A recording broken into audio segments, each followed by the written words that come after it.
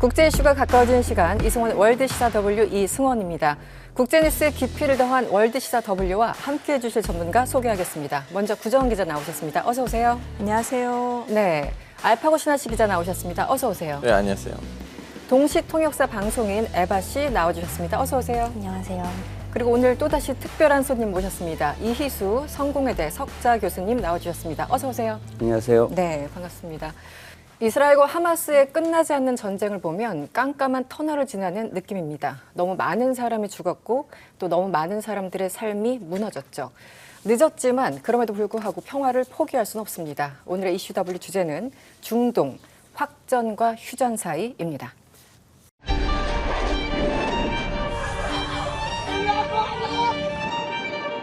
ולהבטיח שבעזה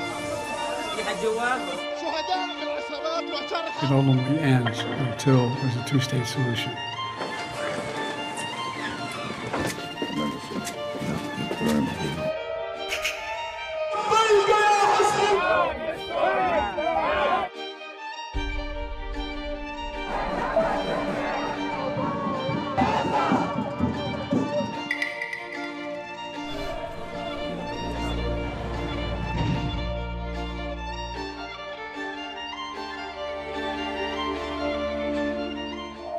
네, 교수님 얼마 전까지 중동에 계셨다고 들었습니다. 한 2주 정도 네. 계셨다고 들었는데요. 어디를 다녀오신 거죠? 뭐 이란에 갈 목적으로 갔는데 네. 지금 여러 가지 상황상 못 들어가고 이제 튀르키예에 있으면서 네. 이란 전략 전문가들과 이 얘기도 하고 인터뷰도 미팅도 하면서 현장감도 익히고 왔습니다. 네, 일단 이란에 못 들어가신 특별한 사유를 저희가 혹시 여쭤봐도 될까요? 뭐 외교부에서 자제하라 그러니까 뭐 네. 또 비교적 알려진 사람이 또 그렇게는 자제. 그렇고 상황도 좋지 않을 거예요. 네, 뭐 네. 이제 또 전쟁이 언제? 예, 뭐 집에서도 전쟁 보험도 안 들어주는데 가면 안 된다고 강력한 반대도 있었고요. 네, 그렇군요. 이 중동 뭐 전체 좀 분위기를 좀 설명해 주시면 어때요? 지금 두 가지인 것 같습니다. 뭐 이스라엘의 무고한 민간인 학살에 대한 분노는 뭐 글로벌 전체지만 중동이 좀 더 강하다는 것을 우리가 충분히 이제 짐작할 수 있겠지만 네. 두 번째는 이 체념의 문제가 있는 것 같습니다. 체념이요. 이게 해도 국제사회가 이게 정거래 법칙에서 한치도 나가지 못했을 때 이제 가진 자만이 일방적으로 하는 이 공격에도 또 유엔이나 국제사법재판소나 강대국이 모두가 이제 속수무책했을 때 거기 네. 있는 주민들이 이거는 그냥 체념 우리가 인류 사회가 마지막으로 갖고 있던 또 보편 가치가 지켜주지 않는 정거래 법칙에서 벗어나지 않는 때 할 수 있는 건 없다. 무력감 이런 게 느껴져서 참 서글펐고요. 특히 눈앞에서 벌어지고 있는 말로는 형제 팔레스타인이라고 하면서도 주변 아랍 국가들이 거기서 속수무책으로 방관하고 있는 데 대한 이제 분노, 그에 대한 어떤 의구심, 이게 과연 종교가 뭔가, 형제가 뭔가 하는 이런 본질적인 의문도 젊은 세대들에서는 굉장히 높이 삭두고 있는 게 이게 어떤 새로운 좀 슬픈 현실이었습니다. 구정 기자님, 사실 뭐 소아마비 백신 접종 얘기도 있었는데 이 가자지구 상황은 좀 어떻습니까?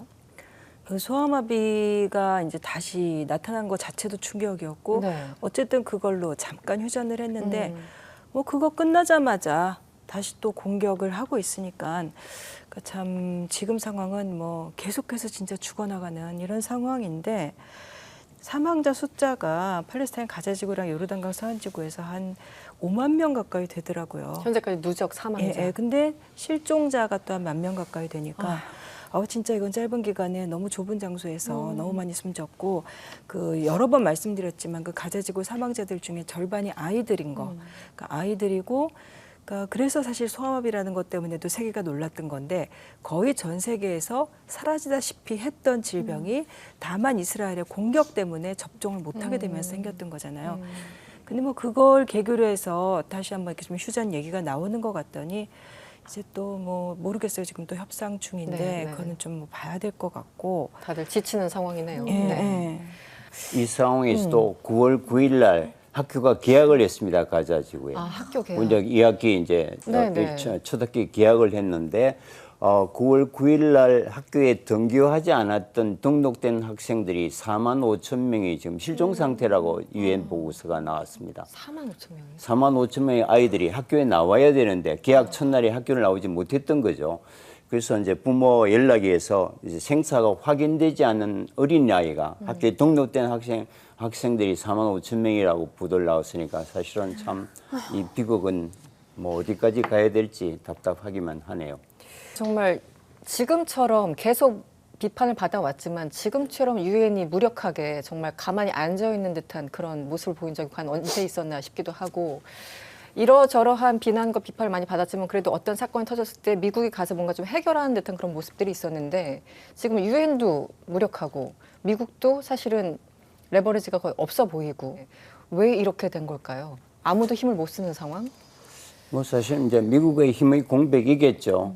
지금까지 50년 동안 이제 원유가 미국의 절대 국익이었을 때는 수단과 방법을 가리지 않고 모든 중동 분야에 예외 없이 미국이 개입하면서 이제 소위 말하는 컨트롤 타워 역할을 했는데 지금 중동 석유 한 방울도 수입하지 않는 미국이 중동에 개입할 이유가 없고 탈중동 빠지면서 그 공백 상태에서 일어나는 과도기적 현상 거기서 이 혼란 상태에서 새로운 헤지모니를 잡아서 지속 가능한 파워를 행사하겠다는 이스라엘이 미 대선을 앞두고 정권 교체기의 소위 말하는 컨트롤 파워가 제일 약화된 시점에서 네타냐후라는 극우 정권이 무소부기로 어떤 세상을 유린하는 그런 과도기적 현상이 지금 현상이라고 보고요. 네. 뭐 이번에 만났던 이제 상당히 이제 전략가들의 생각은 어떤 형태든지 하마스 전쟁이 끝나면 이제 인류 사회는 머리를 맞대서 이제 미국의 힘이 빠진 상태에서 유엔의 역할을 강화해야 되는데 두 가지 이 상태로 유엔에 대한 이제 이미 의존도는 끝났다. 새로운 어떤 그 안보 컨센서스를 만들어야 되지 않겠는가. 뭐 이런 얘기들을 굉장히 강하게 많이 하고 있었습니다. 네. 중동에서 빠져나간 그 권력의 공백기 그리고 어떤 유엔의 무력감이 전환기에 나타나는 모든 현상들이 지금 집약적으로 나타나고 있다는 느낌이 듭니다. 그나저나 이 이란 새 대통령이죠. 페제스키안 지금 한 2달 정도 됐지 않습니까? 당선된 지. 그래서 이 업무를 시작한 지가 조금 시간이 뭐 그렇게 오래되지는 않았습니다만 어떻게 좀 예상대로 흘러가고 있나요? 어떤 좀 평가가 있습니까? 뭐 제가 보기에는 그 굉장히 제한된 한계도 불구하고 최대한의 인내심을 발휘하면서 네. 잘 하고 있는 것 같습니다. 왜냐하면 지금 이란이 쓸 수 있는 카드가 거의 없거든요. 네네. 지금 비등하는 국내 여론에서 지금 40년 이상의 경제 제재 속에서 생필품 공급이 제한받고 일상의 삶이 어려운 상태에서 미국이라는 어떤 거대한 힘이 계속 제재를 풀지 않는 상태에서 할 수 있는 게 없단 말이죠. 이거는 진보건 보수건 어느 정권이든 마찬가지입니다. 네. 이스마일 한이라는 팔레스타인 지도자가 이란 한복판에서 자신의 대통령 심식에 죽임을 당해도 보복하지 않는 사실은 국내 여론은 굉장히 나쁘지만 그래도 끝까지 만약에 이걸 이제 보복 공격을 했을 때 미국이 그 이란 시설에 대한 초토화하겠다는 최후 통첩을 보낸 것 같고 또 이스라엘이 보복으로 더 큰 피해를 입다면 결국 모든 것은 원점에서 돌아간다.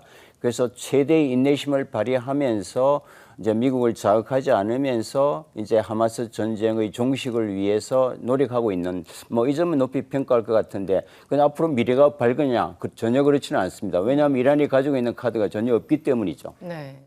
이제 국민들이 두 가지 감정이 있을 것 같아요. 지금 경제 제재 수십 년 너무 힘들고 경제 파탄 나고 너무 힘들다라는 내부의 그 여론이 있을 테고 또 하나는 그래도 이렇게 우리나라에서 일이 일어났는데 가만히 있을 수 있냐 자존심이 있지. 어쨌든 보복을 해야 돼. 이런 여론들이 이렇게 비등할 수도 있는데 지금 이란 국민들은 경제 쪽에 더 치중돼 있다고 봐야 될까요? 어떻습니까? 절대적으로 그렇습니다. 절대적으로. 보복이라든지 하마스의 문제는 약간의 다음 단계입니다. 정말 지식인들은 숨이 막힐 지경인 것 같고요. 네. 일반인들도 뭐 인플레이션이 뭐 100% 100 이상씩 되는 그러니까 뭐 월급을 받아도 의미가 있는 삶을 그렇죠. 지금 40년째 살아오기 때문에 이 문제를 해결하는 게 거의 대부분에 이제 집중돼 있고요. 그러나 매일 이제 뉴스에서 신문에서 볼 때 어떤 공분 또 이 중동 전체에서 우리가 책임 있는 국가로서 특히 팔레스타인 하마스나 헤즈볼라에 대한 마지막 맏형으로서의 그 어떤 도덕적 역할도 포기하지 않기 때문에 국민적 분노가 있는 것은 크지만 그걸 위해서 우리의 어떤 생계까지도 희생할 수는 없다. 그거는 뭐 절대적인 생각인 것 같습니다. 네. 그러면 교수님 혹시 이란의 시민들은 이 페제시키안에 대한 어떤 반응이나 아니면 그의 인기나 그런 거를 조금 체감할 수 있는 게 있으셨나요? 아니면 지금 이제 40여 년 이제 보수 신정 정권에 대해서 정말 신물이 날 정도로 실망해 왔기 때문에 사실 이번에도 거의 투표를 안 하려고 하는 게 분위기였는데 그래도 미국과 협상을 통해서 새로운 희망을 제시해주는 페제스키아인을 뽑아주는 게 낫겠다 해서 그냥 투표율 한 50%로 압도적인 표차는 아니에요. 또 이분이 개혁파 아직도 마이너리티이고 또 이제 주류 이란이라기보다는 아제르바이잔이라는 소수민족 출신이기 때문에 이제 개혁에 대한 젊은이들의 기대는 있지만 어떤 주도권을 갖고 이 상황 변화, 게임 체인지를 할 만한 그런 이제 정치력은 갖고 있지 못한 것 같습니다. 교수님 저도 뭐 하나만 여쭤볼게요. 근데 이란의 경제가 제재받은 거는 너무 오래됐잖아요.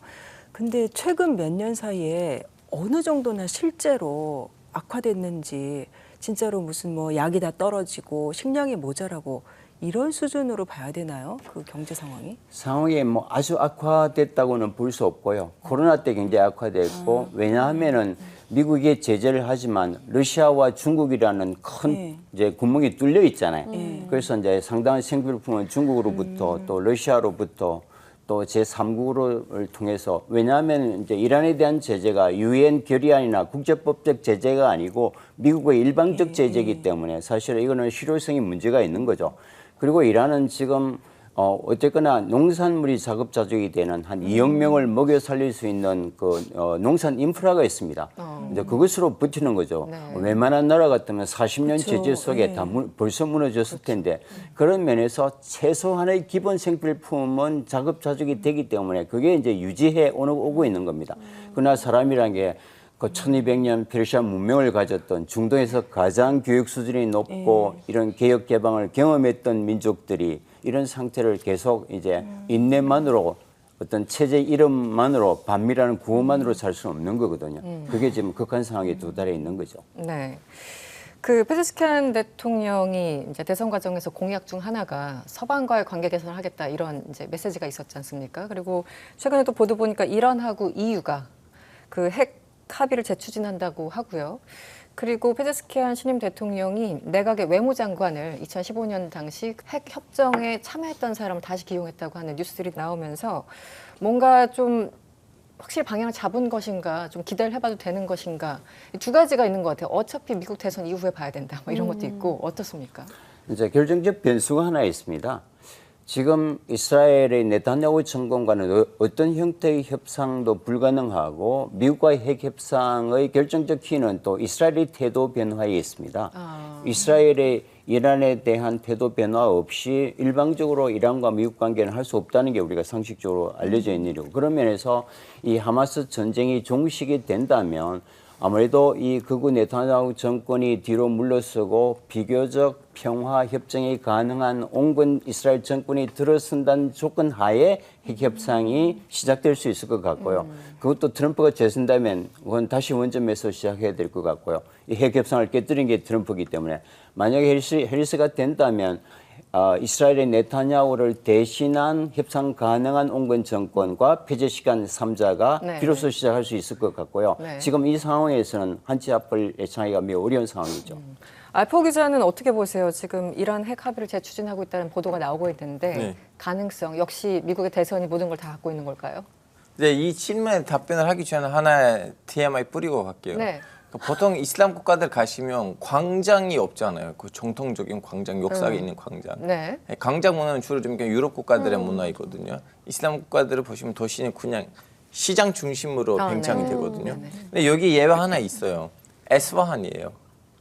이란의 좀 약간 옛날 좀 수도 도시인데 네. 보시면 엄청 큰 하나의 광장이 있거든요. 한국 그래요? 말로 이맘 광장이라고 하는데요. 그 광장이 그렇게 된 데 있어서는 이제 유럽 건축가들의 좀 영향이 있었거든요. 네네. 이게 이 얘기를 왜 앞에 깔고 시작했냐면 아주 오래전부터는 뭐 페르시아 제국부터는 항상 유럽이랑 관계가 있었던 나라예요. 근데 미국이랑 관계는 그냥 최근에 생긴 거예요. 그 이란이 탄생하고 난 다음에 거기 석유 나와가지고 다음에 이제 이란이 그 석유를 좀 약간 국영유하려고 했다가 네. 이제 그걸 추진하려고 했던 무사득 정리를 이제 하야시키려고 CIA 이제 작정을 했고 그걸로부터 시작된 거예요. 그래서 이란 사람들이 미국을 바라보는 시선하고 유럽에 있는 서양 사람들을 바라보는 시선이 너무 달라요. 그렇군요. 그리고 유럽 국가들 입장에서는 왜 미국이 이렇게 너무 이란을 그쪽으로 몰아내냐.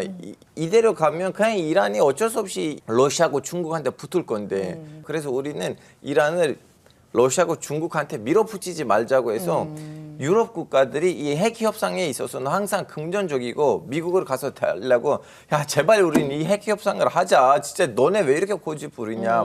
그래서 항상 앞에 있는 중간에 그 좋은 역할을 했거든요. 네네. 이란 역시도 유럽 국가들의 이 관계를 항상 잘 인지하고 있고 지금도 이란하고 유럽 국가들 사이에는 직항들이 있어요. 이렇게 완전히 배제된 나라가 아니거든요. 네. 근데 이제 아시다시피 이제 트럼프 때 핵 협상이 날라갔고 일방적으로 파기했죠. 네, 네. 다음에 이제 바이든이 다시 들어오면서 하려고 했는데 어떻게 진행됐냐면 이제 호텔 맞은편 호텔에는 미국 외교관들이 있고 그 대표단들이 있고. 네, 대표단들이 있고 이 호텔에서 이란 사람들하고 유럽 사람들이 얘기하고 다음에 유럽 사람들이 그 호텔에 가서 야 이란이 이렇게 말하고 있는데 니네들도 오케이냐 이런 식으로 진행되고 있는데 같은 방 안에 아예 앉질 않는다는 또 보도를 봤습니다. 네. 네. 유럽에서는 어쨌든 미국을 향해서 이란을 너무 벼랑 끝으로 몰지 말어라. 네. 그렇게 되면 결국은 이제 러시아와 중국과 붙게 그렇죠, 되는 그렇죠.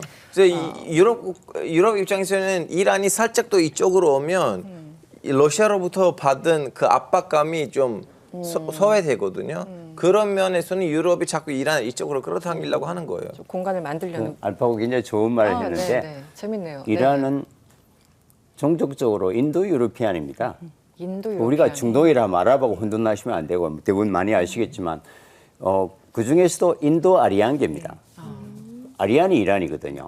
그 이제 히틀러가 2차 세계대전 때 홀로코스트 유대인 600만 대학살을 할 때 내걸었던 캐치프레이즈 중에 하나가 유색인 유대인으로부터 아리안 쪽의 순승을 지키자. 이게 히틀러의 슬로건이었거든요. 그 아리안이 이란입니다. 네. 다시 말하면 이란은 백인종 중에 게르만 민족 백인종 중에서도 핵심 종족입니다. 언어도 인도 유로피안이요 영어에 가장 가깝습니다. 그래서 태생적으로 이란은 아랍보다는 유럽과 문화적으로, 역사적으로, 종족적으로 친근감이 있는 거죠. 이게 이제 최근에 이제 미국과의 관계가 얽혔지만 알파고 씨 얘기한 네, 대로. 네. 그래서 유럽과 이란은 장기적으로 보면 항상 화합할 수밖에 없는 그런 숙명적 관계에 있다. 그렇군요. 예. 근데 저는 알파 기자님, 그 영국 노동당 정부가 얼마 전에 들어섰잖아요. 그런데 이스라엘에 공급하던 무기 중 일부에 대해서 수출을 중단하겠다는 소식이 나왔는데 이게 어떤 시그널, 뭐 암시가 됩니까? 어떻습니까? 이 전쟁 무기를 어느 정도 중단하는 처치를 내냐고 물어보시면 네. 결론적으로 이번 정부는 무슬림들의 투표를 통해서 당선됐어요. 영국 총리가. 그 큰 힘이 좀 약간 없지 않아 있었어요. 그 결정적인 몇 군데에서 물론 또 그 무소속 국회의원들도 선출했긴 했지만 네. 그래서 그분들의 눈치를 봐야 돼요. 다음 선거 때 이렇게 투표가 갈려져서 다른 정당이 당선했네. 그래서 이런 일이 없지 않도록 우리도 뭔가를 취해야 된다라는 식으로 한 거예요.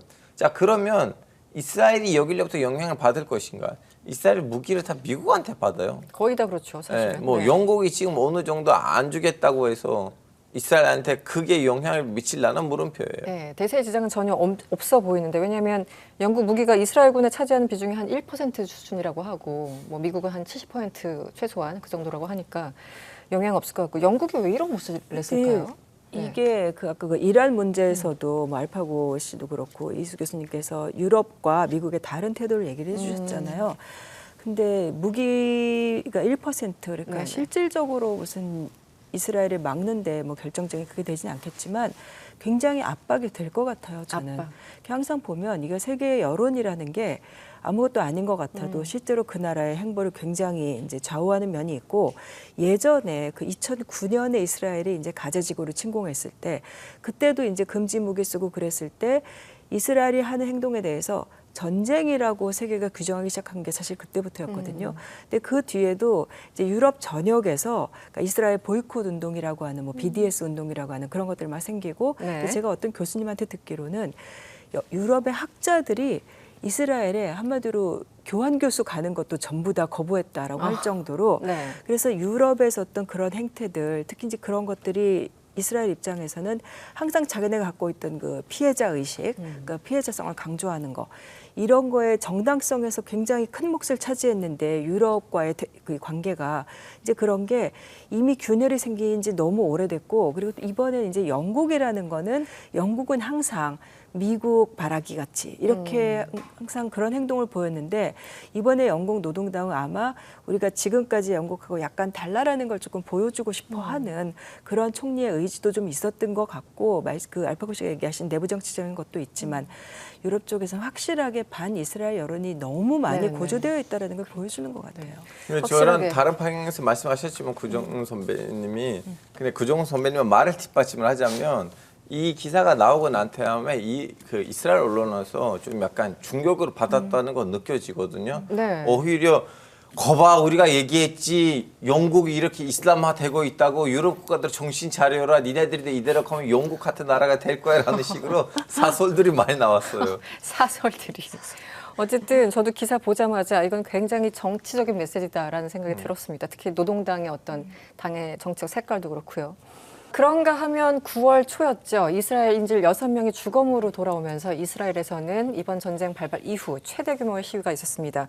상당히 많은 사람, 일부 보도에 따르면 초반에 70만 명 가까이 모였다 이런 게 있었는데 네. 지금 어떻게 진행되고 있는지 좀 궁금합니다. 저도 일단 보도로 봤을 때는 정말 그 인파가 그 거리를 완전 빼곡히 이렇게 네. 채워놓고 있는 네. 그런 보도를 많이 봤거든요. 맞아요. 그래서 그 2일 현지 시간 2일 그 외신을 종합해 보면 지난 1일 텔라비브 그리고 예루살렘 등 이제 이스라엘 주요 도시에서 그 가자지구 전쟁 이 발발 이후에 최대 규모의 시위가 벌어졌다고 이제 보도가 됐고요.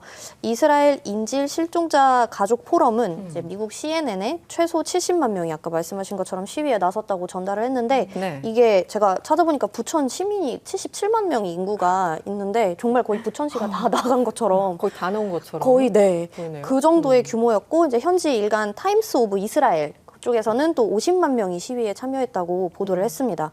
그래서 인질 가족분들이 이스라엘 국기 그리고 인질 석방의 의미를 담은 그 노란색 깃발을 네. 들고 나섰고 죽음의 정부에 반대한다. 쓰인 이제 피켓을 들고 시위를 벌였는데요. 이들은 휴전 협상이 지연되면서 이제 인질 사망으로 이게 이어지다 보니까 네타냐후 총리가 자신의 권력 유지에만 조금 모든 신경을 쏟고 있다고 이제 맹비난을 하기도 했습니다. 교수님은 이번 시위 좀 어떻게 보셨어요? 저렇게 엄청나게 많은 인파가 몰렸는데. 지금 네타냐후 정권의 어떤 말기적 현상에 이제 이스라엘 내에서도 이건 너무하다, 도저히 참을 수 없다. 말이 70만이지만 순수 이스라엘 인구 한 800만 정도 되면요, 우리 5천만 인구에 한 1,000만 시위라는 거니까 우리가 단순히 70만이 주는 의미와 그 이스라엘 내에서 그 파급효과는 대단한 겁니다. 그 참 놀라운 것은 지금 세계 최대의 팔레스타인 반전 평화 NGO가 이스라엘 내에 있습니다. 피스나우라고 하는 네네네. 300만의 회원이 가진 그 친구들이 지금 그 하마스 지역에서 이스라엘 군에 의한 무차별 그 민간인 학살을 실시간으로 유튜브로 보도해서 이스라엘 여론을 이끌어가는 네. 이스라엘의 양심적인 다수는 또 이건 안 된다는 게 지금 깔려 있고, 그러나 이제 전시고 또 우리가 공격당한 상태에서 그 목소리가 이제 잠재돼 있었던 거죠. 그러나 네타냐후가 이제 국제사회의 비난으로 오히려 이제 홀로코스트라는 것 때문에 국제사회의 동정으로 이스라엘이 이제 존경받고 보호받아 왔는데, 이 네타냐후의 극우 정권의 잘못된 정책으로 이스라엘의 가치와 미래 세대에 대한 자산이 사라진다면 이거는 있을 수 없다. 이런 이제 잠재된 지식인들이 이제 일어나고 있는 것 같고요. 네. 문제는 이게 정상적인 지도자였으면 그걸 수용해야 정상인데 그것도 하지 않는다는 게 뭐 우리가 예측되어 오기는 했지만 그게 인류 사회의 비극의 또 다른 단면이고 이스라엘 위해서도 결코 바람직하지 않는 겁니다. 그래서 이스라엘은 원래의 모습이 지금 드러나고 있다. 시민들의 함성이. 네. 뭐 이게 계속되어야 될 것 같습니다. 그렇군요. 매번 제가 드리는 질문이지만 이 알파 기자님, 도대체 지금 네타냐후는 뭘 원하는 걸까요? 이렇게까지 오랜 이거는 시간을. 오직 나타냐후만 원하는 거 아니고 그 내각에 있는 분들도 원하는 거 있고요. 뭐 예를 들면 얼마 전에 스모트리치라는 그 재정부 장관이 했던 말이 네. 뭐냐면 나는 나의 인생을 팔레스타인 공국으로 막는 것에다가 올인했다. 그리고 지금 내각에는 또 이제 벤기르 장관, 아타마르 벤기르 장관이 그분도 야 빨리 성전산에다가 우리 언제 가서 솔로몬의 선정을 만드는 뭐 건설할 것이냐. 예, 지금 보통 좀 약간 이스라엘에서는 우파 정치인이라면 완전 팔레스타인 공고를 막겠다는 말도 하지 못해. 왜냐면 결론적으로 국가가 이제 협정했던 이제 어슬로 평화 협정이었기 때문에 그 말을 너무 공개적으로 입에 담지 못하거든요. 금기 시대는 예, 금기 나 팔레스타인의 공고를 막겠습니다라는 말을 나타냐후가 대놓고 하진 않아요. 나타냐후는 좀 이런 식으로 공고하면 안 되겠다고 하는 거지 난 막겠다고 하진 않아요. 그래서 지금 이 내각이 오직 나타냐후만으로 이러한 일들이 벌어지는 내각이 아니고요. 이미 내각 안에 나타냐후보다 훨씬 더 극단적인. 우파 분들이 계셨기 때문에 그 사람들 사이에는 그나마 나타냐후가 지금 정상인으로 보이거든요. 그래서 지금 문제는 오직 나타냐후 아니고 이 내각의 문제가 있는 거고 최대한 빨리 좀 약간 조기 선거를 해야 되지 않을까라는 생각이 들어요. 휴전한 얘기들 나오는 거 보면은 아디파고 씨 말에 덧붙여서 이 이스라엘 정부가 무언가 가져지고 사람들이 정말로 그 땅 뺏기 못 돌아오게 하려도 그러는 의도가 너무 명확한 거 아니냐. 그래서 좀 그런 생각도 들고 그게 처음부터 전쟁 시작될 때부터 그런 식으로 몰아내는 거. 그래서 이 이스라엘의 행위를 나치의 행동에 이제 비유하고 이스라엘에 화를 내고 이러는 거잖아요. 근데 이렇게 보면은 협상안이 휴전안이 만들어지고 그러면 휴전하고 이스라엘군 철수하고 뭐 이런 협상안이 만들어졌고 그래서 이미 그거를 바이든 정부가 발표를 했었는데 그럼 거기에서 거의 합의가 되는 것 같다가 이스라엘이 중간에 덧붙이는 게 가자지구 사람들이 돌아올 때 그거를 우리가 심사하게 해달라 이런 식으로 덧붙이는 거는 이건 상식적으로 이해가 가지 않는 거죠. 그 의도가 단순하게 이렇게 예전에 이번 사태 이전으로 돌리는 게 아니라 더 많은 것을 팔레스타인의 땅을 좀 자기네들이 점령이 됐건 어떤 형태가 됐건 차지하려고 하는 게 아닌가. 자꾸 그런 의구심을 불러일으키죠, 실제로. 이제 미국 쪽에서는 뭐 CIA 국장이 얼마 전에 영국의 대외정보국 MI6 국장을 만나가지고 뭔가 또 논의를 했대요. 근데 논의한 내용은 뭐 공개되지 않았지만 그래서 뭐 90%는 됐는데 뭐 10%가 안 된다.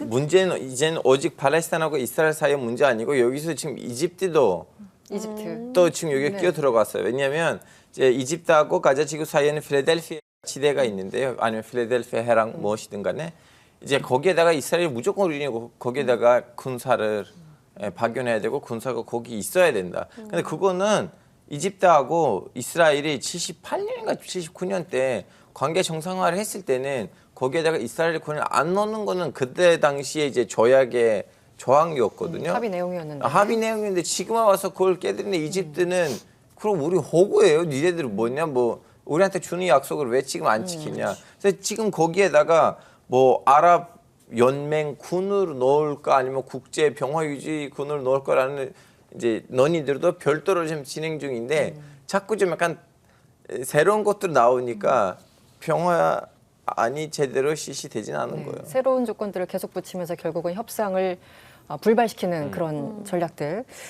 이게 바이든이 심지어 네타냐후한테 욕까지 했는데도 뭔가 아무것도 먹히지 않은 상황 같아요. 도대체 뭘 원하는 걸까요? 뭐 이집트가 중요한 역할을 하지만 지금은 이제 이집트는 완전한 이스라엘 편입니다. 완전한. 미국과 이집트와 이스라엘이 반 하마스 전쟁을 벌이고 있다는 게 뭐 받아들이기 싫은 현실이고요.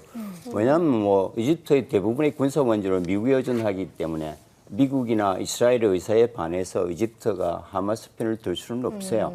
이미 캠프 데이비드 협정 이후에 필라델피아 대량이라는 게 14km가 사실 이집트 영토인데 그 관할권을 이집트에 이스라엘 준다는 것은 그런 주권을 포기하는 행위거든요. 거기서 라파에 있는 그게 이제 문이 이제 살라틴 게이트라고 해요. 그 유일한 통로가 아랍 사람들은 살라틴 게이트라고 했죠. 굉장히 자랑스러운. 그게 인도적인 문만 되고 모든 물건은 남쪽에 있는 케렘 샬롬이라는 이스라엘 국경에 있는 곳에서만 물자가 들어가게 돼 있습니다. 그래서 이제 지금까지 250개의 땅굴을 파서 했던 거죠. 물자를 못 들어가게 하니까. 그러니까 이제 그 말도 안 되는 이 반인도적, 반국제법적 행위를 이집트의 묵인이 없었으면 불가능한 거죠. 그런 면에서는 사실 이 평화 협상의 해서 이집트는 큰 레버리지가 없어요. 왜냐하면 이스라엘과 미국과 한편이기 때문에. 이제 그런 면에서 근데 결국은 이제 미국 협상인데 미국 협상 안에 이집트와 카타르가 하마스의 의견을 들어서 조금 이제 수정하는 정도이죠. 네. 그나마도 지금 이제 하마스는 대안이 없기 때문에 받아들이려고 했던 건데, 그 이제 이스라엘이 막판에 이게 휴전 수단이 될 것 같다, 안 될 줄 알았는데 될 것 같아서 다시 뒤로 이제 빠진 거거든요. 그래서 이제 휴전에 대한 의사는 전혀 없는 것 같고, 네타냐후 정권 내에서는. 그래서 이제 가자는 완전 다시는 회복 불능한 상태로 만들어 놓는 게 1차적인 목적이고, 두 번째는 그 분노가 웨스트뱅크로 갈 거란 말이죠. 네, 서안에서. 그래서 지금 이제 두 번째 전략은 이 서안도 가자 지구의 상태로 회복 불능 상태로 만들어서 저항을 하지 못하다겠다에 지금 이제 서안에서 벌어지고 있는 일들인데, 네. 그런 시나리오들이 하나하나 실현되고 있는 것 같아서 굉장히 이제 불안하기도 하죠. 네. 그게 완전 실현은 어렵겠지만 그런 전략은 분명해 보입니다. 그런 면에서 이제 가자는 뭐 거의 회복 불능의 상태가 아닌가. 지난 3일이었습니다. 미국의 법무부는 하마스 지도부 6명을 이스라엘 테러 혐의로 기소했습니다. 지금 미국은 어떤 입장을 내고 있는지, 계속 중재안을 내는데 이스라엘이 계속 거부하고 뭐 이런 상황인가요? 지금 일단 그 기소 것만 보면은 사실 기소는 오래전에 됐던 건데 이제 네. 이번에 발표를 한 건데 그 야히야 시나르 비롯해서 뭐 6명인데 보니까 작년 10월 7일 그 이스라엘 공격과 관련해서 그 테러, 살인, 음모, 뭐 제재 회피 네. 이런 걸 가지고 기소를 했고, 근데 뭐 이게 재판을 하면은 물론 이제 사형이나 종신형 뭐 이렇게 가능하겠지만 이 사람들이 실제로 뭐 미국에 와서 체포가 되거나 이럴 일은 없기 때문에 그러니까 좀 이제 상징적인 조치로 보이긴 하는데 네. 미국 법무부의 성명을 보니까 이렇게 쭉 이 사람들을 이제 미국인들도 그때 사망했기 때문에 그거에 대해서 이 사람들의 이제 범죄 혐의를 나열한 다음에 역시 마지막 부분은 이란을 비난하는 내용. 예, 또 그래서 그래요? 예, 네. 또 한무덕에는 또 그 내용으로 들어가 있더라고요. 어. 근데 일단 그 바이든 정부는 뭐 휴전안은 계속 내놨죠. 뭐 아까 말씀드린 대로 휴전안 내놨던 거 5월 말에 발표된 것도 보면 이제 그게 3단계 휴전안이 이제 바이든 쪽에서 얘기했던 거는 1단계로는 이제 뭐 휴전을 하고 이스라엘군도 뭐 일부 철수하고 그다음에 뭐 하마스 쪽에서도 이제 그 팔레스타인 쪽에 이스라엘이 수감자를 일부 풀어주면 인질들의 일부랑 같이 교환하고 뭐 이런 식으로 되어 있었어요. 그래서 뭐 그다음에 뭐 2단계에 가서 그때 가서야 뭐 서로 완전히 철수하고 완전히 네, 교환하자. 그다음에 뭐 재건하고 이런 단계가 되어 있었는데, 근데 그때 이제 하마스는 완전 휴전해야 된다라고 요구를 했던 거고. 근데 사실 그 안도 이스라엘이 워낙 안 받아들이니까 하마스가 포기를 했었어요. 의견을 철회해서 하마스는 아무튼 그 정도면 이제 성의를 보여줬던 거죠. 하마스는 휴전할 뜻이 있었는데, 근데 이제 거기다가 이제 이스라엘이 그 문제 그 검문소에 검문 우리가 하겠다, 가져지고 들어오는 사람도 우리가 심사하겠다, 또 이런 딱 못 들어오게 하겠다라는 그런 걸 붙이고. 그 다음에 뭐 그 이집트와 그 가자지구 연결 통로 이것도 뭐 자기네가 관할하겠다 뭐 이런 식으로 되고, 이제 그렇게 돼서 이스라엘이 자꾸 덧붙이니까 또 하마스도 네. 어쩔 수 없이 거부하게 되는 상황, 합의를 못 해주는 이런 상황이 계속됐는데, 지금 이제 미국이 뭐 또 새로운 합의안을 만들었다고 하니까 그 내용이 어떻게 되는 건지 조금 더 꼼꼼히 좀 들여다봐야겠죠. 다시 이제 미국은 지금은 워낙 대선이 한참 이어가지고 뭔가 뚜렷한 대답을 내놓지도 못하고 있고, 또 11월 5일 이후에 모든 것들이 결정되는 분위기인 거 맞습니다. 어떻게 될까요? 도대체 미국은 해리스가 됐을 때와 트럼프가 됐을 때, 뭐 트럼프는 본인이 대통령이 되면은 뭐 모든 전쟁을 다 중지시킬 수 있다라고 얘기를 하고 있는데, 과연 앞으로 좀 어떻게 될 것인지, 레버리지가 정말 없는 것인지 궁금합니다. 지금 온 세상에 EU 많은 국가까지도 이는 안 된다고 하는 이제 비판적인 여론이 있기 때문에 미국이 그걸 너무나 잘 아는 상태에서 그 상태로 끌고 가지는 않을 것 같습니다. 다만 이제 대선 국면에서는 민주당이든 공화당이든 미국 정치의 불문율은 소위 한 반유대 정책, 이스라엘의 비판적인 입장을 가지고 대통령이 당선된 예가 없대요. 그런 면에서 공화당 후보건 민주당 후보건 이런 문제에 대해서 강한 이스라엘 비난의 목소리는 현실적으로 어려울 거예요. 그러나 일단 이제 대통령이 당선된다면, 만약에 해리스가 네. 이런 이제 어떤 국제사회의 비판적이고 부정적인 그 레버리지를 계속 유지하기는 어려울 것 같습니다. 그러니까 주로 강력한 이니셔티브를 가지고 이스라엘 압박하면서 뭔가 돌파구가 마련될 수 있을 것 같고요. 트럼프가 된다면 네. 오히려 이스라엘이 더 큰 초강경으로 적대 세력을 괴멸하면서 그말이야 팩스 이스라엘, 팩스 아메리카의 전략으로 가지 않을까. 그게 이제 또 우려스러운 거고요.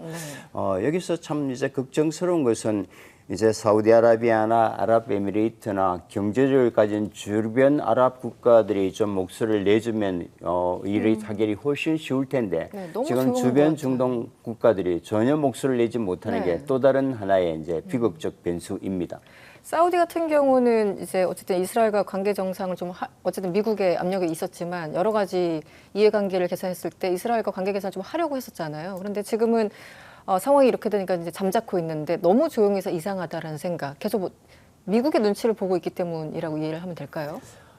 미국도 그렇지만 이제 자국의 이해관계가 있습니다. 이미 아랍에미리트, 모로코, 수단, 바레인들이 이스라엘과 수교된 상태고요. 좀 최근에 그 사우디아라비아, 이스라엘과 이제 수교 논의 과정에서 이제 작년 10월 7일 하마스의 전격적인 공격이 일어났는데 우리가 흔히 들었던 네옴 신도시 얘기 들어보셨잖아요. 그 1조 달러 1,350조를 풀어서 인류사 100년 내의 최대의 공사 이게 소위 이제 사우디의 미래인데 그게 이스라엘과 접경지대에 있습니다. 위치가 그렇죠. 위치를 네네. 보시면 네. 그래서 이스라엘과 협력 관계를 통해서 경제 군사 동맹체를 만들어 놓고 사우디의 미래를 결정하겠다는 게 네옴 그 사우디 2030의 핵심적 철학입니다. 네. 그런 면에서 이스라엘과 어떤 척을 지고 적대 상태에서 그거는 진척될 수가 없는 겁니다. 그런데 이 하마스 전쟁이 아랍 국가뿐만 아니라 전 세계가 이제 팔레스타인의 동조적인 상태에서 이제 사우디가 일을 할 수가 없는 거죠. 그래서 지금 어마어마한 경제적 손실을 입고 있는 겁니다. 네네. 이런 상태에서 이스라엘 등지고 팔레스타인 친팔레스타인 목소리를 내기는 굉장히 어렵고요. 왜냐하면 자기는 미래의 생존에 걸려 있는 문제이기 그러네요. 때문에. 네네. 그래서 이제 마청 역할을 하는 말로는 종조국이라 하면서 사우디가 가장 이제 미온적인 태도를 취하고 네, 있는 게 네. 이 장기화의 하나의 이제 이유인 것 같고요. 뭐 그런 면에서 아랍에미리트 이미 수교했기 때문에 네. 그 한계가 있을 거고 다만 이게 이제 종전이 되면은 이제 사우디는 결국 마무리가 되면 가자 지구에 대한 전후 복구에 대한 돈을 어마어마하게 낼 겁니다. 그것으로서 여론을 잠재우면서 네. 또 이스라엘과 관계는 이제 계속하려고 하는 네. 그런 이제 복합적인 변수입니다. 좀 멋쩍은 상황이네요. 어쨌든 네. 형님 역할을 했었었는데 교수님 참 그 질문하기가 송구합니다만 전쟁은 언젠가는 끝나겠죠. 언젠가는 끝날 텐데 네타냐후의 운명은 상상해 볼 수 있을까요? 좀 예측해 보실 수 있으실까요? 뭐 결국 모든 근거는 이스라엘 국내 여론이 가지고 있는 것 같습니다. 아무래도 외부자적 압박은 2차적인 거고요. 네. 모든 정권은 자기 국민 스스로가 결정하는 문제이지 않습니까? 그렇죠. 네. 그러면서 이번 70만 대규모 시위는 제가 보기에는 뭐 최근 한 몇십 년 동안 일어났던 어떤 최대의 시위로서 굉장히 상징적 의미가 있을 것 같고요. 그래서 네타냐후는 이렇게 되면 이제 전쟁 종식과 조기 총선을 통해서 뭐 정권을 빼앗기는 것이 일반적으로 전문가들이 예측합니다만 네. 그러나 1996년 총리를 해서 지금 28년 동안 노회하게 정치공학적으로 우파 연정을 이끌어왔기 때문에 또다시 살아날 가능성도 있을 것 같습니다. 또다시. 만약에 트럼프가 네. 된다면 그러면서 이건 또 이스라엘 위해서는 바람직하지 않죠. 그래서 그 세계 최대의 반전 평화 단체가 이스라엘 내부에 있는 것처럼 네. 이스라엘 국민들의 여론이 stop enough 이제는 그만해라. 그게 되면 결국 이제 two state solution 두 국가 해법이 하마스를 괴멸돼야 될 악마가 아니라 이 땅에 살아왔던 원주민으로서 최소한의 생존권을 존중해주고 함께 공정 공신하면서 살아가자는 게 이 전쟁 직전에 여론조사를 하면 이스라엘 국민이 한 평균 70%가 팔레스타인을 인정하고 함께 살자는 여론이 압도적으로 높았습니다. 네. 근데 계속 전쟁 드라이브를 걸면서 그 건강한 여론이 잠재워지면서 지금 우파 목소리만 네. 난 게처럼 보여지지만 그러니까 이스라엘 국민들도 원래의 진정한 모습을 이런 시대에 더 많이 표출해서 정말 극우 정권을 대신한 합리적인 정권을 쓰는 계기가 되면 좋을 것 같고요. 네. 그러면 교수님 아까 이제 내각은 그래도 계속 이제 전쟁을 하자 그 네타냐후 내각 관련해서 말씀을 해주시면서 조금 참담하다는 생각이 들었는데 근데 지금은 또 그래도 국민 여론 덕분에 조금 평화가 찾아올 수도 있다는 그런 희망을 가지고 있어도 되는 걸까요? 뭐 그래야 되겠죠. 왜냐하면 이스라엘은 그래도 선거 시스템은 민주적인데 참 묘한 것은 이스라엘 내에서는 어떤 정치적 정당도 지금 48년 이후에 오늘까지 단독 집권을 한 적이 없습니다. 굉장히 다양성이 존중되는 사회거든요. 그 오히려 다양성이 거구를 모아서 겨우 한두 석을 높여서 지금 네타냐후 정권이 유지하고 있는 거거든요. 그런 면에서 만약에 이제 조기 총선이 일어난다면 그 다양한 집단들이 다시 거구가 연정해서 정권을 잡도록 내버려 두지 않을 것 같습니다. 희망적인 예측이기는 하지만 네. 뭐 그런 면에서 전쟁이 끝나고 조기 총선이 된다면 우리에게 지금과는 다른 희망을 기대해 볼 수 있지 않을까 싶습니다. 알겠습니다. 지금 미국 내 현실주의자들은 이스라엘과의 관계 재정립을 촉구하고 있습니다. 미국으로부터 엄청난 지원을 받고 있지만 그 어떤 얘기도 먹히지 않는 데다가 미국의 이미지만을 실추시킨다는 이유죠.